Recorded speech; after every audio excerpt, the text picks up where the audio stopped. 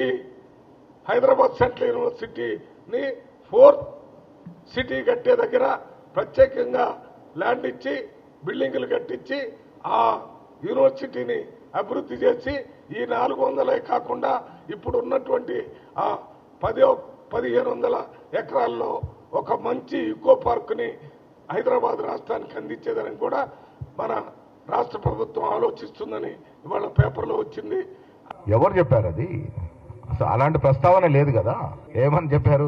మల్లురావు గారి అభిప్రాయం అయి ఉంటుంది అది. అంటే ఆయన సెంట్రల్ యూనివర్సిటీ సిటీ మధ్య ఉంది కాబట్టి ప్రశాంతంగా ఉండాలని వేరే దూరం తరలిస్తే బాగుంటుందని మల్లురావు గారి అభిప్రాయం కావచ్చు అది. ఎస్, అభిప్రాయాలు, వ్యక్తిగత అభిప్రాయాలు ఇక్కడ ఉంటాయి. నాకు తెలిసి రాష్ట్ర అధ్యక్షుడు నాకు అలాంటి సమాచారం ఏమి లేదు, అలాంటి ఆలోచన కూడా ఏమి లేదు.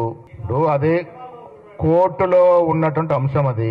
కోర్టు నిర్ణయం వచ్చే వరకు మనమే మాట్లాడకూడదు. కోర్టు నిర్ణయించిన తర్వాత అప్పుడు ఆలోచిద్దాం.